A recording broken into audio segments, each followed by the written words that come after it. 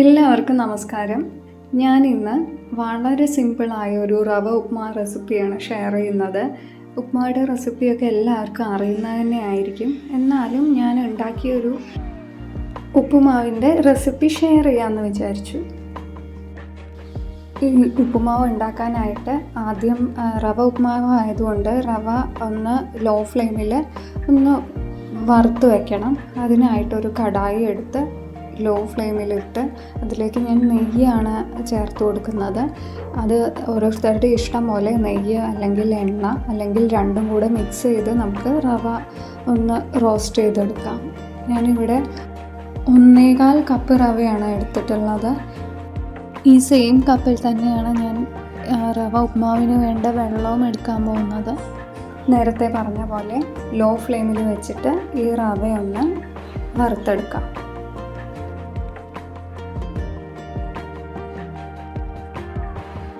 റവ ഇപ്പോൾ ഏതാണ്ട് നന്നായി റോസ്റ്റ് ആയിട്ടുണ്ട്. കരിഞ്ഞു പോവാതെ ശ്രദ്ധിക്കണം, കരിയാൻ എളുപ്പമാണ്.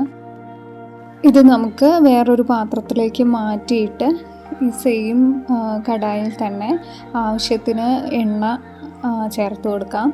പിന്നീട് ഒരു ടീസ്പൂണോളം കടുക് പൊട്ടിത്തുടങ്ങുന്ന സമയത്ത്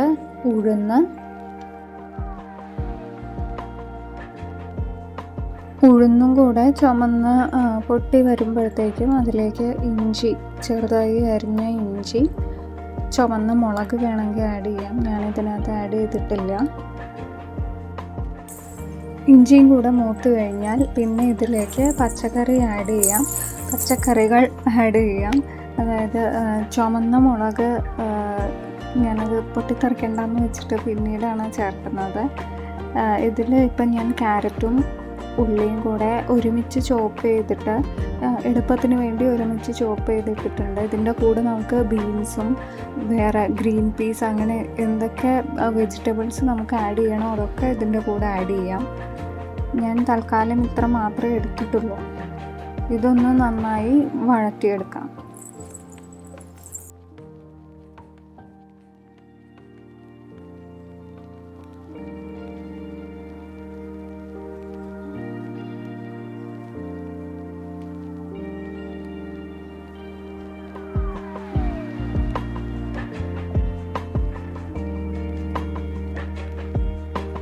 പച്ചക്കറികൾ വല്ലാതെ ഫ്രൈ ആയി കഴിഞ്ഞാൽ ഉപ്പുമാവ് ഉണ്ടാക്കി കഴിക്കുന്ന സമയത്ത് നമുക്കൊരു കഴിക്കാനായിട്ട് വേറൊരു ടേസ്റ്റ് വ്യത്യാസം വരാറുണ്ട്, എനിക്ക് തോന്നാറുണ്ട്. അതുകൊണ്ട് അതൊന്ന് അധികം ഫ്രൈ ആയി പോകുന്നതിന് മുൻപ് തന്നെ നമുക്ക് വേഗം വേണ്ട കാര്യങ്ങൾ ചെയ്യാം. അതിലേക്ക് ആവശ്യത്തിന് ഉപ്പ് ചേർക്കാം. പിന്നെ യെല്ലോ കളറിലുള്ള ഉപ്പുമാവാണ് ഇഷ്ടം എന്നുണ്ടെങ്കിൽ കുറച്ച് മഞ്ഞൾപ്പൊടി ചേർക്കാം. ഞാനിവിടെ ചേർക്കുന്നുണ്ട്. അല്ല, മഞ്ഞൾപ്പൊടി വേണമെങ്കിൽ ഒഴിവാക്കാം. ഒരു പിടി തേങ്ങയും കൂടെ ചേർക്കുന്നുണ്ട് ഈ സമയത്ത്.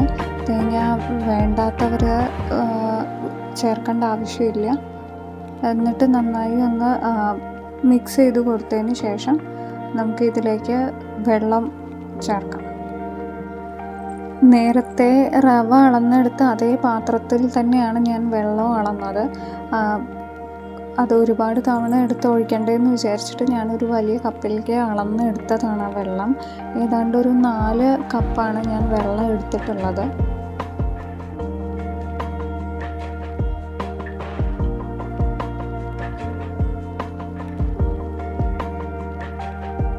ഈ സമയത്ത് ഒരു 1/4 ടീസ്പൂൺ നെയ്യ് കൂടെ ചേർക്കുന്നുണ്ട്. ഇത് നമ്മുടെ ഉപ്പുമാവ് ഉണ്ടാക്കി കഴിയുമ്പോൾ കുറച്ചൊന്ന് സോഫ്റ്റ് ആവാൻ വേണ്ടിയിട്ടാണ്. ഈ സമയത്ത് ഉപ്പിൻ്റെ അളവൊന്ന് നോക്കണം. എപ്പോഴും ഉപ്പിൻ്റെ അളവ് കുറച്ച് അധികം നിൽക്കണം, എന്നാലേ ഉപ്പുമാവ് ഉണ്ടാക്കി കഴിയുന്ന സമയത്ത് അത് കറക്റ്റാവുള്ളൂ.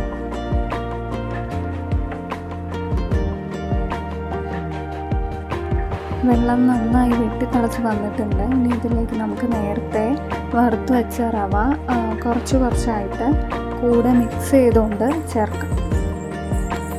മിക്സ് ചെയ്യാൻ വിട്ടുപോയി കഴിഞ്ഞാൽ അത് അവിടെ ഇവിടെയൊക്കെ ആയിട്ട് കട്ട പിടിച്ച് കിടക്കും. ഒരുപോലെ ആവാൻ വേണ്ടിയിട്ടാണ് ഈ മിക്സ് ചെയ്യുന്നത്.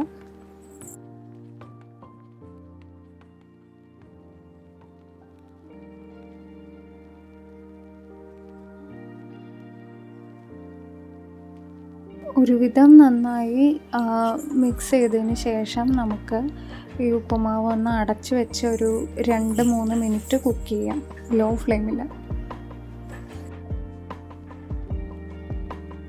2 മിനിറ്റ് കഴിഞ്ഞിട്ടുണ്ട്. നമുക്ക് ഇനി ഫ്ലെയിം ഓഫ് ചെയ്യാം. അങ്ങനെ നമ്മുടെ സിമ്പിൾ റവ ഉപ്പുമാവ് തയ്യാറായിട്ടുണ്ട്. എൻ്റെ ഈ ഒരു വീഡിയോ നിങ്ങൾക്ക് ഇഷ്ടപ്പെട്ടിട്ടുണ്ടെങ്കിൽ തുടർന്നുള്ള വീഡിയോസും കാണാൻ ശ്രമിക്കണം. മറ്റൊരു വീഡിയോ ആയിട്ട് വീണ്ടും കാണുന്നത് വരേക്കും നന്ദി, നമസ്കാരം.